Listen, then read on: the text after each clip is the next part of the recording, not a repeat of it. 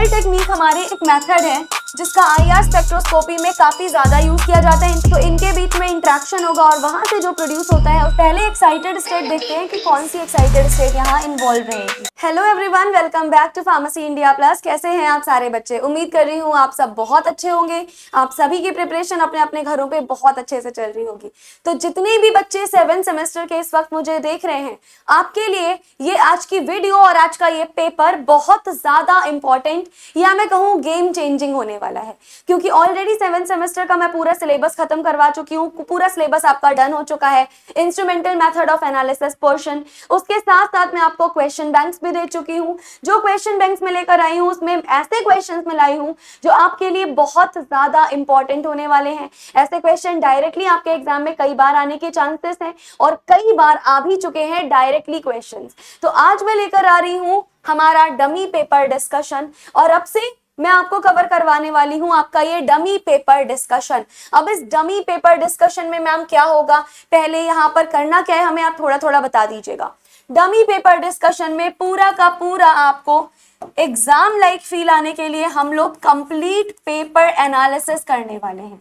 Ma'am complete paper analysis मतलब जैसा आपके बी फार्म के एग्जाम में पेपर आएगा सेम वैसा पेपर आपको मिलेगा यहाँ पर, जिसमें हम डिस्कस कर रहे होंगे very short answer type questions, हम डिस्कस कर रहे होंगे शॉर्ट आंसर टाइप क्वेश्चंस और हम डिस्कस करेंगे लॉन्ग आंसर टाइप क्वेश्चंस। ये सारी चीजें हम लोग यहाँ पर 1 बाय 1 डिस्कस करने वाले हैं और यहाँ पर आपकी हर एक यूनिट कवर होगी। सबसे इंपॉर्टेंट चीज, कंप्लीट सिलेबस कवर करवाया जाएगा।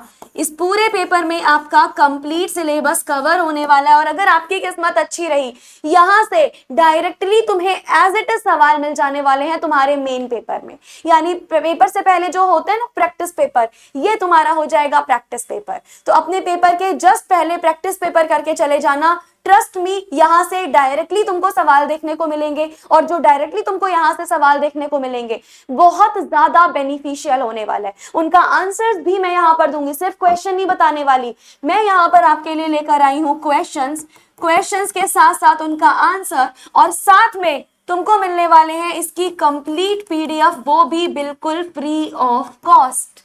यानी क्वेश्चन भी मिलेंगे, आंसर भी मिलेंगे। तुम्हें मैं बताने वाली हूँ इस पूरे सेशन में कि आपके एग्जाम में अगर ये क्वेश्चन आए तो तुम्हें लिखना क्या है और यही चीजें अगर आप लिखकर आ जाओगे, ट्रस्ट मी, काफी अच्छे मार्क्स आपको मिलने वाले हैं। तो आपको किसी चीज की टेंशन लेने की जरूरत नहीं है। नोट्स हम आपको प्रोवाइड कर रहे हैं, क्वेश्चंस पेपर्स हम आपको प्रोवाइड कर रहे हैं, उनके आंसर्स हम आपको प्रोवाइड कर रहे हैं। कॉन्सेप्ट्स के साथ आपको एक एक चीज, एक एक कॉन्सेप्ट समझाया जाएगा। तो सबसे पहले स्टार्ट करते हैं अपना हम ये डमी पेपर डिस्कशन और आज के इस डिस्कशन में मैं लेकर आई हूं आपके लिए very short answer type questions. तो सबसे पहले तो अगर आपने वीडियो को लाइक नहीं किया है तो कर लीजिएगा, चैनल को सब्सक्राइब करना बिल्कुल मत भूलना, क्योंकि ये आपके लिए बहुत ज्यादा इंपॉर्टेंट होने वाला है। This is the one and only platform जहां पर आपको सब कुछ मिल रहा है इसी एक प्लेटफॉर्म पे।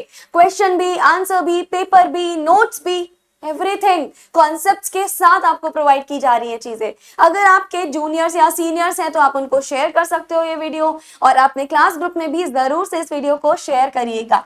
तो चलिए फिर स्टार्ट करते हैं अपना डमी पेपर डिस्कशन। यहाँ पर हम डिस्कस करेंगे अपने वेरी शॉर्ट आंसर क्वेश्चंस को। जो भी वेरी शॉर्ट आंसर क्वेश्चंस होंगे वो कंप्लीटली हम डिस्कशन करने वाले हैं।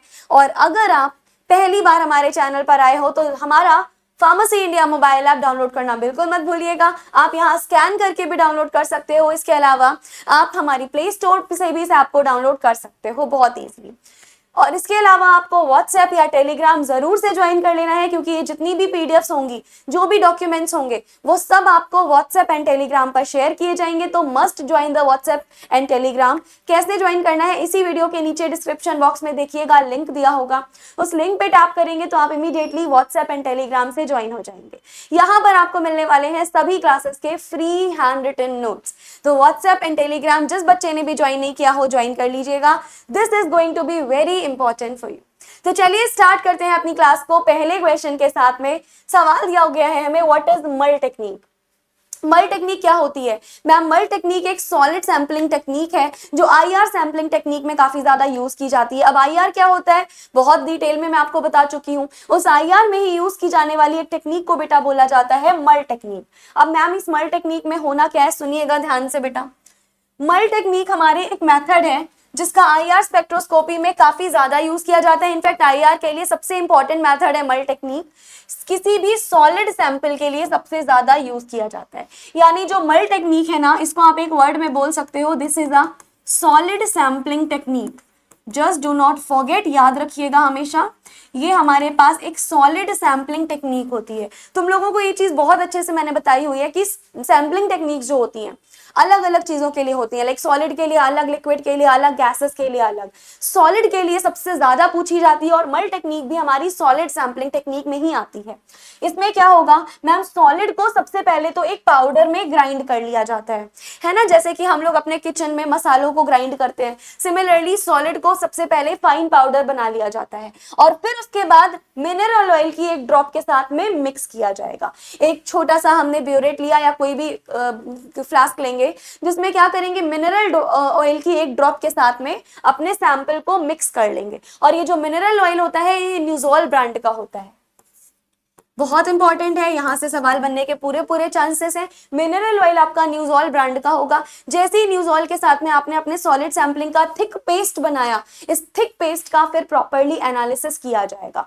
पेस्ट किसका बनाते हैं, बहुत अच्छे से याद रखिएगा, हमारा जो सॉलिड सैंपल है वो, और सॉलिड सैंपल के साथ साथ हमारा मिनरल ऑयल यानी कि न्यूज़ोल, इन दोनों को मिलाकर के क्या बना लिया जाता है मैम, इन दोनों को मिलाकर के एक थिक पेस्ट बना लेते हैं और इसी थिक पेस्ट का हमें एनालिसिस करना होता है। तो this paste is placed between two IR transparent plate. दो आईआर की प्लेट होती हैं जो कि अल्काइल हैलाइड की बनी होती हैं। कौन सा alkyl halide, most of the time NaCl यानी सोडियम क्लोराइड की बनी हुई प्लेट्स होती हैं। इन दोनों प्लेट्स के बीच में हम अपने थिक पेस्ट को अप्लाई करते हैं सैंडविच के फॉर्म में बिल्कुल, और फिर उसको क्या कर लिया जाता है मैम, अप्लाई करने के बाद फिर पर्टिकुलरली आप एनालाइज कर दोगे उसको। And it is useful for insoluble और थर्मली अनस्टेबल कंपाउंड। जितने भी इनसॉल्युबल या जितने भी थर्मली अनस्टेबल कंपाउंड्स हैं उन सभी के लिए ये बहुत ही इंपॉर्टेंट टेक्निक होती है हमारे पास में। But the oil can interfere with parts of the spectrum, सबसे बड़ा यही डिसएडवांटेज है। स्पेक्ट्रम के साथ थोड़ी बहुत यहाँ पर डिस्टर्बेंस मिल सकती है हमें ऑयल की वजह से। उसके अलावा this is the most widely use technique. मल टेक्निक पूछा जाए तो इतना आराम से लिख के आइएगा आप, वेरी शॉर्ट में अगर आप इतना लिख दोगे आपको ट्रस्ट में बहुत अच्छे मार्क्स मिलने वाले। ये पूरा आपको लिख के आना पड़ेगा।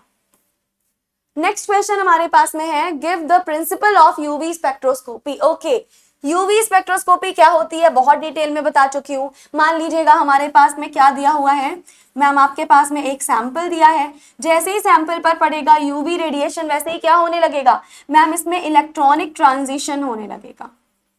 क्या हो जाएगा मैम, यहाँ हो जाएगा इलेक्ट्रॉनिक ट्रांजिशंस, और यही इलेक्ट्रॉनिक ट्रांजिशंस होना हमारे यूवी का काम होता है। यूवी किस प्रिंसिपल पे बेस्ड है, चलो समझते हैं। UV spectroscopy is based on the absorption of ultraviolet और visible radiation, यानी किसी सैंपल पर अल्ट्रावायलेट या विजिबल रेडिएशन पड़ रहा है और वो सैंपल उस अल्ट्रावायलेट या विजिबल रेडिएशन को एब्जॉर्ब कर रहा है। समझना ध्यान से, एब्जॉर्ब कर रहा है, एब्जॉर्प्शन हो रहा है, उसको क्या बोलते हैं ma'am, absorption of basically UV बोलेंगे। This is called as the principle of UV spectroscopy, है ना। When UV light passes through a compound, जैसे ही हमारी यूवी लाइट पास होती है क्या हो जाएगा मैम, इलेक्ट्रॉन जो होते हैं पाई में एंड नॉन बॉन्डिंग ऑर्बिटल में, वो एनर्जी को एब्जॉर्ब करेंगे और हायर एनर्जी में चले जाएंगे, यानी basically ground state energy level से हायर स्टेट एनर्जी लेवल पे मूव ऑन कर जाते हैं। इसी को हम क्या बोलते हैं, इसी को एक शब्द में अगर मैं बोलूं तो हम बोलेंगे इलेक्ट्रॉनिक ट्रांजिशन। एक बार देखो कैसे इलेक्ट्रॉनिक ट्रांजिशन करते हैं, समझाती हूं मैं। ये है सिग्मा, ये है पाई, ये है नॉन बॉन्डिंग और ये है पाई स्टार। मान लो कोई इलेक्ट्रॉन पाई में है, जैसे ही इस पे यूवी रेडिएशन पड़ा, इसने इलेक्ट्रॉन ने क्या किया, इस इलेक्ट्रॉन ने यूवी रेडिएशन को अब्सॉर्ब किया। जैसे ही इसने अब्सॉर्ब किया, इसकी एनर्जी बढ़ गई पहले से, और क्या हो जाएगा ये मैम, इसका ट्रांजिशन हो जाएगा पाई से पाई स्टार की तरफ। इसी को बोला जाता है इलेक्ट्रॉनिक ट्रांजिशन। एंड यही प्रिंसिपल, इसी प्रिंसिपल पे हमारी पूरी यूवी स्पेक्ट्रोस्कोपी बेस्ड होगी, ऑन इलेक्ट्रॉनिक ट्रांजिशन, यानी ग्राउंड स्टेट से इलेक्ट्रॉन एनर्जी अब्सॉर्ब करके, रेडिएशन अब्सॉर्ब करके एक्साइटेड स्टेट में पहुंच जाता है। This is called as an electronic transition. ये प्रिंसिपल होता है हमारा किसका मैम, यूवी का। And the amount of light absorbed is measured and directly related to the concentration of the compound, यानी कोई कितना एनर्जी को अब्सॉर्ब करेगा, वो किस पे डिपेंड करेगा मैम, वो डिपेंड करेगा उस कंपाउंड की कंसंट्रेशन पे। जैसे अगर किसी कंपाउंड की कंसंट्रेशन ज्यादा है तो वो ज्यादा रेडिएशन को अब्सॉर्ब करेगा, अगर किसी कंपाउंड की कंसंट्रेशन कम है तो वो कम कंसंट्रेशन को अब्सॉर्ब करेगा, कम कंपाउंड को अब्सॉर्ब करेगा, कम रेडिएशन वहां पे अब्सॉर्ब होगा। तो जो भी हमारे पास लाइट अब्सॉर्ब होगी वो उस पर्टिकुलर कंपाउंड की कंसंट्रेशन के बिहाफ पर होती है, जितना ज्यादा कंसंट्रेशन उतना ज्यादा वो अब्सॉर्ब करेगा। It is totally based on the Beer Lambert's law. What is the Beer Lambert's law, ये सवाल भी बन सकता है। अब्सॉर्बेंस इज इक्वल्स एप्सिलॉन सीएल, यानी जितना अब्सॉर्ब करेगा वो किस पे डिपेंड करेगा मैम, वो उसके कंसंट्रेशन पे डिपेंड करेगा। तो पूरा का पूरा इसका जो प्रिंसिपल होगा, it is completely based on the Beer Lambert's law. According to Beer Lambert's law हमारी जो एब्सॉर्बेंस होगी that is directly proportional to the concentration of analyte.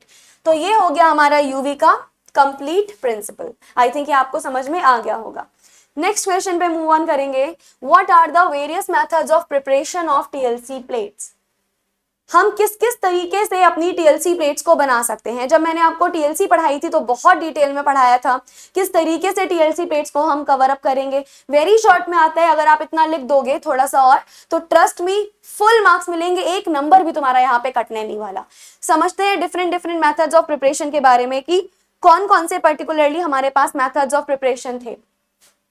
Ma'am there are a lot of methods of preparation of TLC plates, यानी जो ma'am TLC plates होती है ना, उनको हम बहुत अलग अलग तरीके से, बहुत डिफरेंट डिफरेंट तरीके से बना सकते हैं। सबसे पहले तो टीएलसी प्लेट्स जो होंगे वो thin layer of adsorbent coated on a support material like glass, plastic और एल्यूमिनियम। जनरली एक कांच की छोटी सी प्लेट होती है, एल्यूमिनियम प्लास्टिक वगैरह अब नहीं लिया जाता है, इतना वो अवॉइड किया जाता है। हम यूजुअली कांच की छोटी सी प्लेट लेंगे सपोर्टिंग मटेरियल के रूप में। तो एज अ सपोर्टिंग मटेरियल हमने क्या ले लिया मैम, कांच की छोटी सी आपने एक प्लेट ले ली।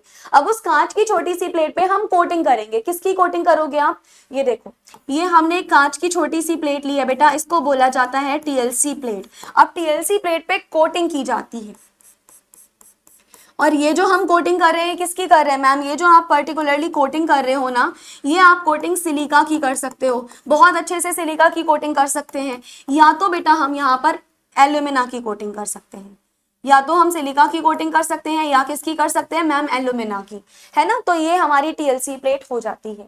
सबसे पहले तो हम इसको लैबोरेटरी कोटेड प्लेट्स देखते हैं किस तरीके से बनते हैं।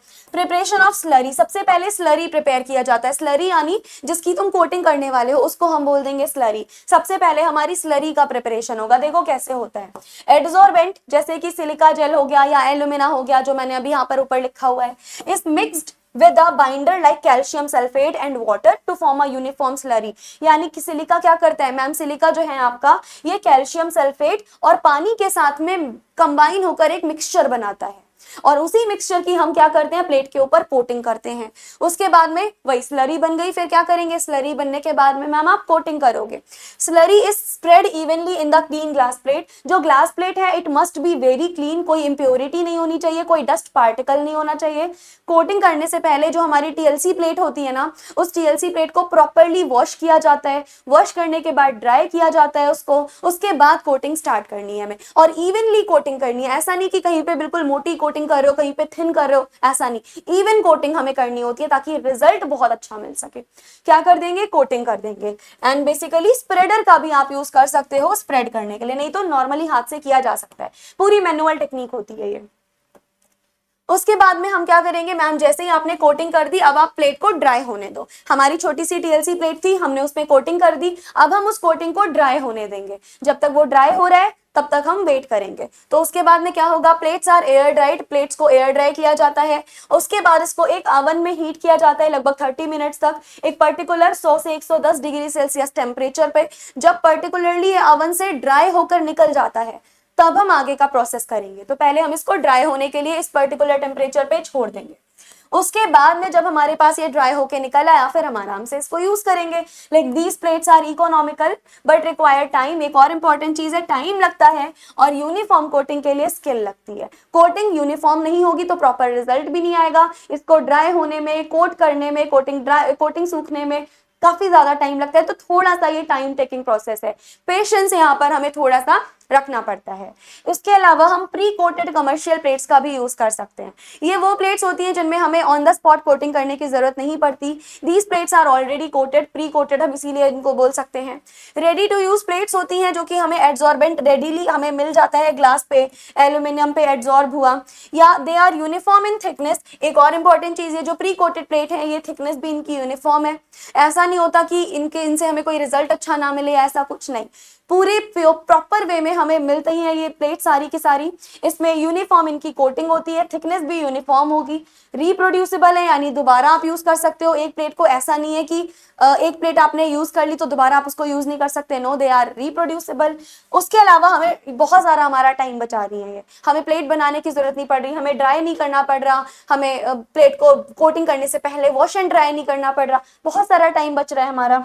And often contain fluorescent indicators for easy visualisation. Easy visualisation के लिए इनमें इंडिकेटर्स भी लगा होता है ताकि हमें पता चल सके कि क्या विजुअलाइजेशन है, कहाँ कहाँ पे हमें बेसिकली अपने सॉल्वेंट और सॉल्यूट के फ्रंट मिले हुए हैं। तो ये हमारे कुछ प्लेट्स हो गए, इनका हम आप आराम से यूज कर सकते हैं। लैब्स में ज्यादातर हमें लेबोरेटरी कोटेड प्लेट्स ही मिलते हैं। बहुत बड़े बड़े टेक्नोलॉजी एरियाज में, फील्ड लैब्स में आपको मिलेंगे प्री कोटेड कमर्शियल प्लेट्स। ठीक है, नेक्स्ट क्वेश्चन पे मूव ऑन करेंगे। अगला क्वेश्चन हमारे पास है, give principal of UV. Okay, ये तो अभी हम लोगों ने थोड़ी देर पहले ही पढ़ा था, जस्ट थोड़ी देर पहले हम लोगों ने पढ़ा था। यूवी में क्या होता था मैम? यूवी में हमारे पास दो रेंज होंगे। पहला रेंज बेटा होता है आपका अल्ट्रा वायलेट, और अल्ट्रा वायलेट के बाद दूसरा होता है बेटा आपका विजिबल रेंज। अल्ट्रा वायलेट का रेंज कितना होगा मैम? इसका होता है 200 से 400 नैनोमीटर। और विजिबल का कितना होता है मैम? विजिबल आपका पाया जाता है 400 से 800 नैनोमीटर। ये रेंजेस याद कर लेना, ये रेंजेस आपके लिए बहुत ज्यादा इंपॉर्टेंट है। बाकी सारी चीजें तो हम ऑलरेडी देख चुके थे। Next, give significance of Fermi resonance. देखो ये सवाल बहुत ज्यादा पूछा जा चुका है, काफी ज्यादा इंपॉर्टेंट क्वेश्चन है ये, यहाँ से सवाल आपके बनने के चांसेस हाईली हैं। ठीक है, तो ध्यान से हम लोग इस चीज को समझने की कोशिश करते हैं। Give significance of Fermi resonance. ये फर्मी रेजोनेंस क्या है, क्या इसका सिग्निफिकेंस से सवाल बनता है? देखो, Fermi resonance occurs when a fundamental vibration and a overtone combination band have nearly the same energy। यानी फर्मी रेजोनेंस कब होगा मैम? ये तब होगा जब हमारा फंडामेंटल वाइब्रेशन और जो ओवरटोन होता है या कॉम्बिनेशन बैंड जो होते हैं वो नियरली सेम एनर्जी के होते हैं। क्योंकि ये नियरली सेम एनर्जी के होंगे तो ये आपस में क्या करेंगे मैम? ये आपस में इंटरेक्शन करेंगे। Why they will interact? Due to they are having the same energy. और इसकी वजह से हमारे पास जो ऑब्जर्व हो जाएगा, जो नया बैंड ऑब्जर्व हो जाएगा, उस नए बैंड को हम बोलेंगे फर्मी रेजोनेंस। वापस से मेरी बात सुनो, अगर हमारा फंडामेंटल बैंड जो है और ओवरटोन या कॉम्बिनेशन बैंड जो है इनकी एनर्जी ऑलमोस्ट सेम हो गई तो इनके बीच में इंट्रैक्शन होगा और वहां से जो प्रोड्यूस होता है उसको हम बोलते हैं फर्मी रेजोनेंस। अब देखते हैं इसका सिग्निफिकेंस क्या है। सबसे पहले तो मैम इसका सिग्निफिकेंस है बैंड स्प्लिटिंग, यानी जितने भी आपको बैंड्स मिलने वाले हैं वो स्प्लिटेड बैंड्स मिलने वाले हैं। यहां पर लिख दो, स्प्लिटेड बैंड्स आर ऑब्जर्व्ड। इस पूरे केस में तुमको क्या मिलने वाला है मैम? हमें ना यहाँ पे स्प्लिटेड बैंड ऑब्जर्व होने वाले हैं। So it leads to the splitting of absorption band in IR spectra giving 2 peaks instead of 1।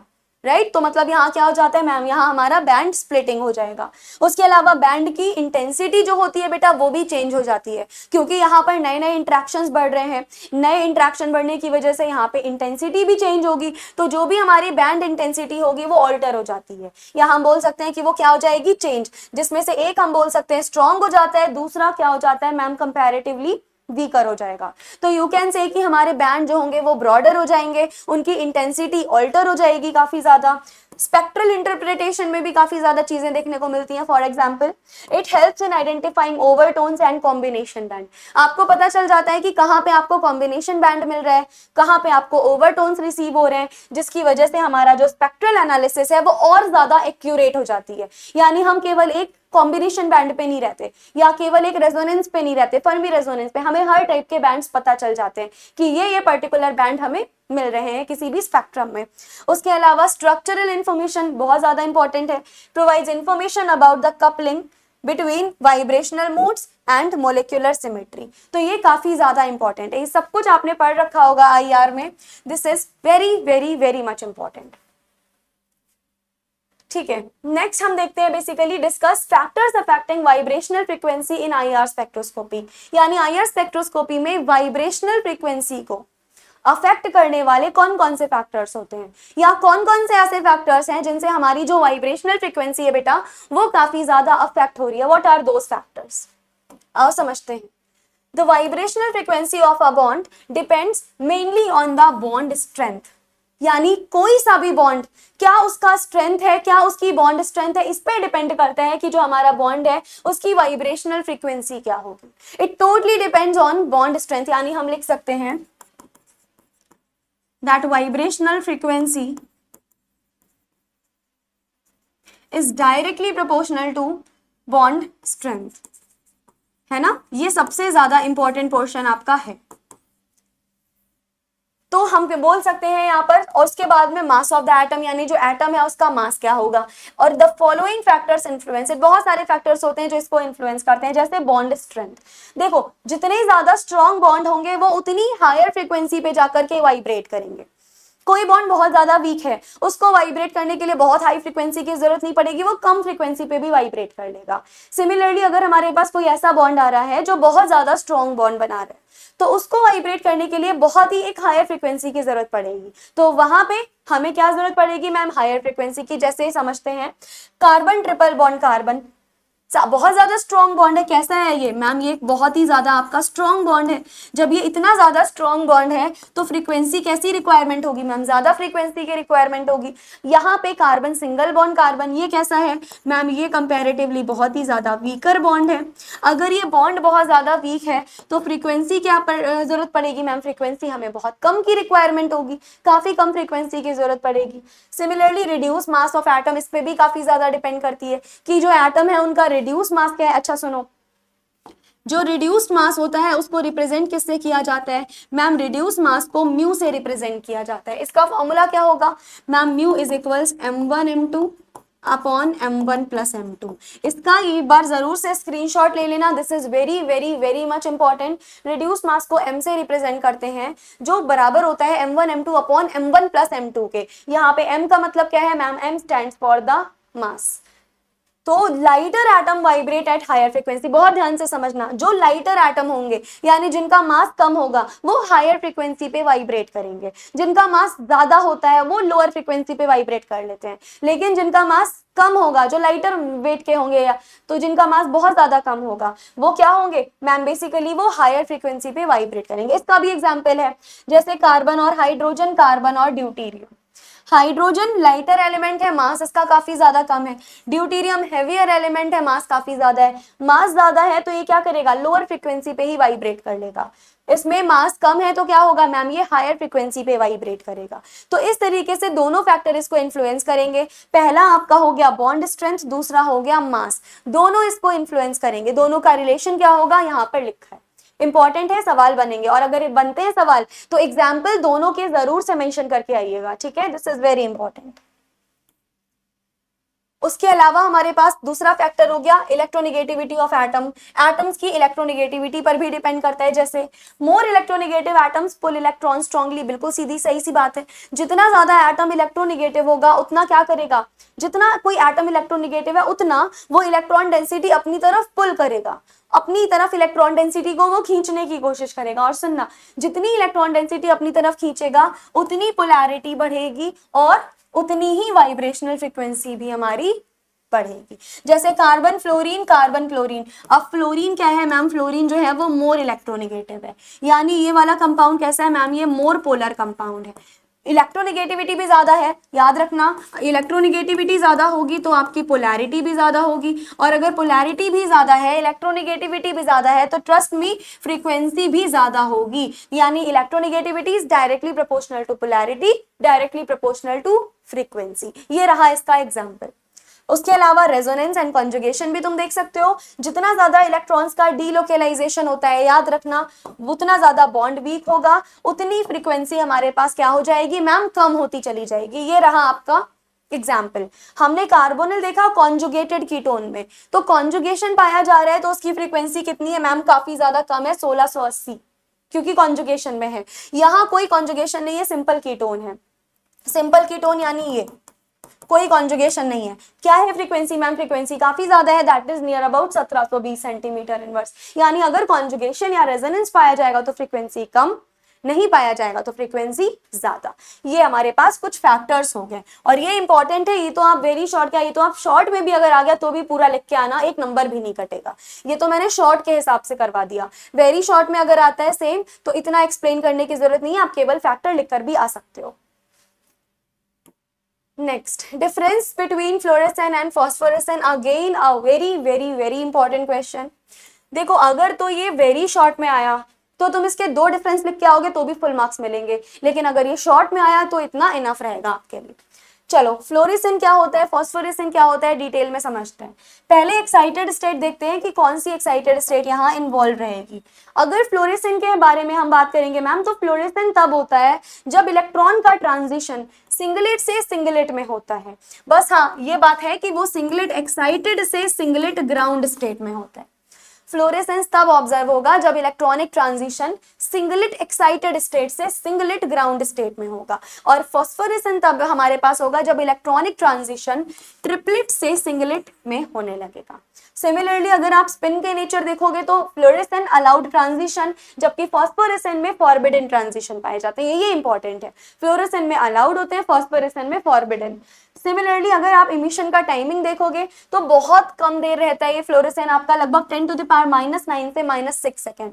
Phosphorescent थोड़ा कंपैरेटिवली ज्यादा रहता है, क्योंकि अगर आप लाइट सोर्स हटा लोगे तो भी फॉस्फोरेसेंट के मटेरियल जितने भी होंगे वो हमें ब्राइट दिखाई देंगे, यानी इनका जो टाइमिंग होती है वो लॉन्गर टाइमिंग रहेगी, जबकि फ्लोरेसेंट की जो टाइमिंग होती है वो बहुत ही शॉर्टर होती है।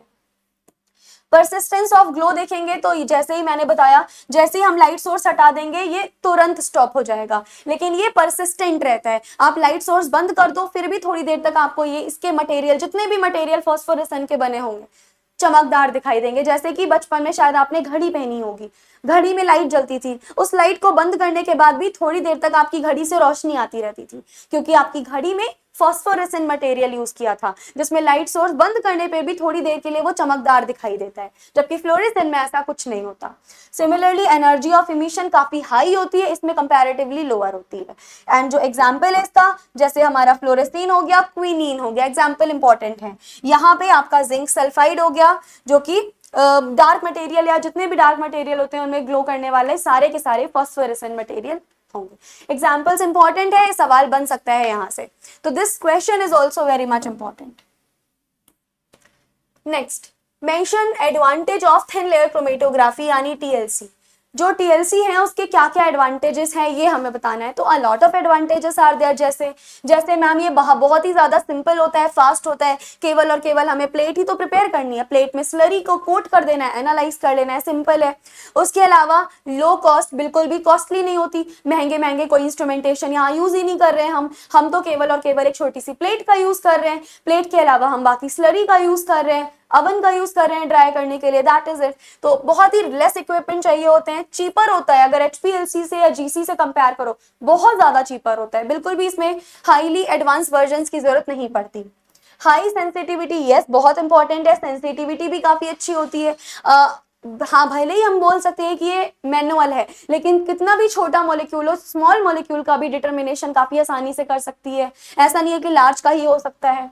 उसके अलावा वर्सेटाइल है काफी ज्यादा, that means it can be used for separation of a wide range of compounds, चाहे वो आपका पोलर हो, चाहे वो आपका नॉन पोलर हो, चाहे ऑर्गेनिक हो, चाहे इनऑर्गेनिक हो, वाइड रेंज ऑफ कंपाउंड्स को आप यहाँ से सेपरेट कर सकते हो। तो जो टीएलसी है वो काफी ज्यादा वर्सेटिलिटी शो करती है, बहुत इंपॉर्टेंट पॉइंट है ये। उसके बाद में मल्टीपल सैंपल एनालिसिस, यानी several samples can be analyse simultaneously on a single plate. एक सिंगल प्लेट पे आप एक साथ कई सारे प्लेट्स को साइमल्टेनियसली, कई सारे मटेरियल्स को क्या कर सकते हो, एनालाइज कर सकते हो। तो these are a few examples of TLC plate, बहुत सारे एग्जांपल्स और भी होंगे, इतना आता है तो आप इतना आराम से लिख के आइएगा। वेरी शॉर्ट में आप इतना ना भी लिखो तो चलेगा, शॉर्ट के लिए इतना मोर देन इनफ है, बस इतने कर भी दोगे ना तो पूरे मार्क्स आपको मिलेंगे। तो ये हो गया हमारे एडवांटेजेस। आगे बढ़ते हैं, right the various pumps used in HPLC. देखो बहुत इंपॉर्टेंट सवाल है, एचपीएलसी हम काफी ज्यादा जानते हैं, काफी ज्यादा एचपीएलसी को यूज करते हैं। कौन कौन से पंप यूज करते हैं एचपीएलसी? पंप की जरूरत क्यों पड़ती है मैम? क्योंकि यहाँ पर हाई प्रेशर इन्वॉल्व होती है और उस हाई प्रेशर को कंट्रोल करने के लिए हमें एक पंप की जरूरत पड़ती है। मुझे जरा कमेंट सेक्शन में बताना कि यहाँ पर जो पंप होता है ना, यानी जो प्रेशर होता है, वो प्रेशर की वैल्यू कितनी है। What is the range of pressure, मुझे जरा कमेंट बॉक्स में बताइएगा। कई बार मैंने आपको बताया है, आप लोग मुझे कमेंट बॉक्स में जरूर बताइएगा कि प्रेशर का रेंज क्या होता है। ये आप लोगों के लिए आज की क्लास का होमवर्क है। प्रेशर का रेंज मुझे कमेंट बॉक्स में जरूर से बताना, मैं देखूंगी किस बच्चे को याद है। चलो, सबसे पहले हम सिरिंज पंप का भी यूज कर सकते हैं, जो कांस्टेंट फ्लो के साथ एक फिक्स्ड वॉल्यूम को छोड़ता है। उसके अलावा रेसिप्रोकेटिंग पंप का भी यूज कर सकते हैं। इसमें पिस्टन आगे और पीछे मूव करेगा आपका एंड हाई प्रेशर देगा, बहुत ही कांस्टेंट फ्लो के साथ छोड़ेगा। सबसे ज्यादा हम लोग इसी पर्टिकुलर पिस्टन का यूज करेंगे, तो रेसिप्रोकेटिंग पंप का ही सबसे ज्यादा यूज किया जाता है। उसके अलावा परसिस्टेल्टिक पंप, ये बेसिकली रोलर्स कंप्रेस ट्यूब होता है। ये सिंपल होता है बट काफी ज्यादा कम प्रेशर देता है, इसकी प्रेशर की रेंज काफी कम होती है, इस वजह से इसका बहुत ज्यादा यूज किया भी नहीं जाता। ज्यादातर हम इस रेसिप्रोकेटिंग पंप का ही यूज करने वाले हैं। उसके अलावा हाइड्रोलिक पंप, हाइड्रोलिक एम्प्लीफिकेशन के लिए, पल्स फ्री फ्लो के लिए यूज किया जाता है, ये लेस कॉमन होता है। तो ये हमारे पास कुछ पंप्स हो गए। नेक्स्ट हमारे पास आ जाता है what do you understand by the quenching.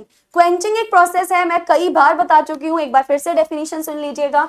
Quenching एक प्रोसेस है जिसमें which is the process of decreasing or suppressing the fluorescence of a molecule। जैसे किसी कोई भी एक पर्टिकुलर मॉलिक्यूल है और वो मॉलिक्यूल जो है वो आपको फ्लोरेसेंस शो कर रहा है। अगर आपको उस पर्टिकुलर मॉलिक्यूल के फ्लोरेसेंस को सप्रेस करना है, यानी उसको अगर आपको रिड्यूस करना है, तो उसके लिए हम जिस फिनोमेना को फॉलो करते हैं, जिस प्रोसेस को फॉलो करते हैं, वो पर्टिकुलर प्रोसेस कहलाता है हमारा क्वेंचिंग। यानी फ्लोरेसेंस को रिड्यूस करने के लिए या उसको मिनिमल करने के लिए, सप्रेस करने के लिए, the process we required is called as the quenching. समझ में आ गया? बेसिकली यहाँ पर क्या हो जाएगा ma'am, it is the process और separating the fluorescence of a molecule due to interaction with another substance, यानी कि क्वेंचर। तो बेसिकली यहाँ पर क्या हो जाएगा मैम, ये काफी ज्यादा सप्रेस हो जाता है। तो ये हमारे पास क्या हो गया, क्वेंचिंग हो गया। तो ये थे हमारे 10 क्वेश्चन, और ये 10 ऐसे क्वेश्चन थे जो तुम्हारे एग्जाम में आने के चांसेस 100% हैं। ये सवाल पक्का तुम्हारे एग्जाम में देखने को मिलेंगे ही मिलेंगे। मुझे जरूर से बताना जब भी आपका एग्जाम हो कि क्या ये सवाल तुम्हें देखने को मिले, कितने सवाल देखने को मिले, आप बस ये बताइएगा। तो इस वीडियो को ज्यादा से ज्यादा अपने दोस्तों तक शेयर करो, अपने क्लास ग्रुप में शेयर करो, ताकि लोगों को पता चल सके कि यहाँ पर इतनी सारी चीजें आपको दी जा रही है, वो भी बिल्कुल फ्री ऑफ कॉस्ट। ये पूरी PDF आपको प्रोवाइड करवा दी जाएगी व्हाट्सएप या टेलीग्राम पे ही, तो जरूर से ज्वाइन कर लीजिएगा इसको, और जितना ज्यादा से ज्यादा हो सके इसका बेनिफिट लीजिए, अपने दोस्तों से बोलिए इसका बेनिफिट लीजिए। और आज हमने करे हैं वेरी शॉर्ट क्वेश्चंस, अगली वीडियो में मैं आपको बताऊंगी शॉर्ट क्वेश्चंस, और ऐसे ही हम डिफरेंट डमी पेपर्स सॉल्व करते रहेंगे। तो stay connected, stay tuned with pharmacy India plus.